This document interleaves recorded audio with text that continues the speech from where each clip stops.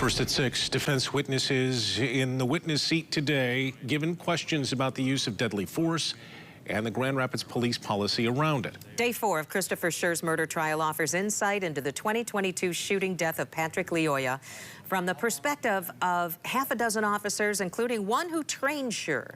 Target 8 investigator Ken Kolker has been following the testimony from the moment that the courthouse opened and has more on what was uncovered today. Ken. Brian and Sue, of the 9 defense witnesses so far, 6 are from the Grand Rapids Police Department, including some who played a role in his training.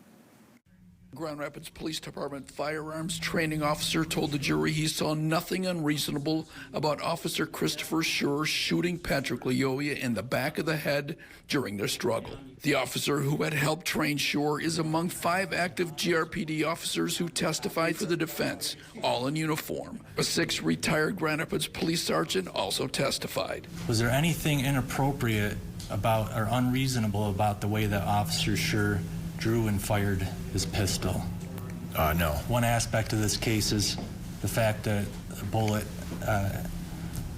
hit Mr. Lyoya in the back of the head. Is there anything about the fact that it was a headshot like this that's unreasonable in a deadly force situation? Unreasonable? No. Police, he testified, are trained not to fire warning shots or to shoot at extremities. He told the jury the goal of using deadly force: Trying to, again, stop the subject's actions as quickly as possible. Prosecution experts have said the shooting was unreasonable, that Schurr made mistakes that led to it, and that the taser they were fighting over was no longer a threat. But 2 Grand Rapids police training captains who worked with Schurr testified that he followed GRPD policy and training through the 2.5-minute interaction. Stop!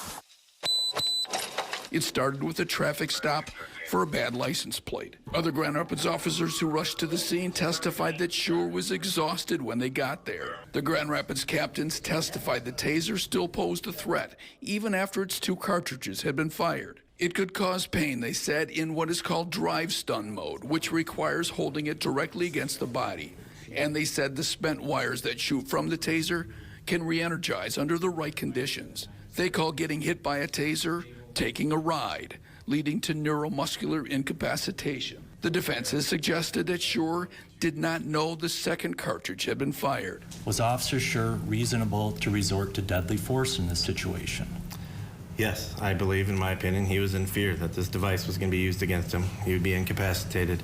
He's already exhausted at that moment. That statement was stricken by the judge since the captain cannot testify to Schurr's state of mind, leading to this question from a defense attorney. Would it be reasonable for an officer, when an individual has disarmed them like that, to fear that the individual may use the weapon on them? Yes. Also today, a defense expert told the jury that exhaustion played a role in the outcome. The struggle continues, where you can see Chris and you can hear his labored breathing, indicative of exertion and exhaustion, towards the end of the fight, where he is now fighting over the control of his taser and eventually loses control of this dangerous weapon and deadly weapon, and is then at a point where he's exhausted and has very little options other than the use of deadly force to stop the ongoing assault.